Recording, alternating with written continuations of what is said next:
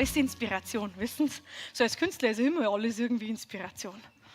Ja, ich meine, Gott, das wissen Sie jetzt freilich nicht, aber ich habe zum Beispiel jahrelang beim Radio gearbeitet, am Empfang.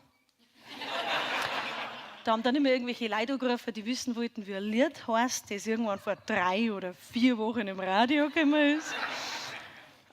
Sehr.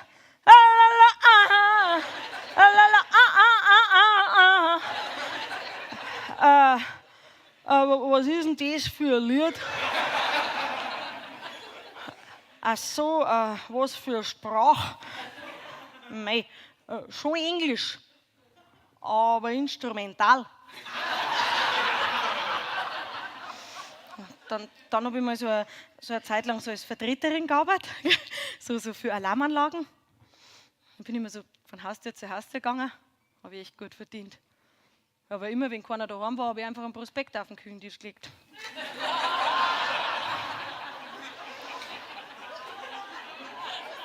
Das dauert ein bisschen, gell? Ja.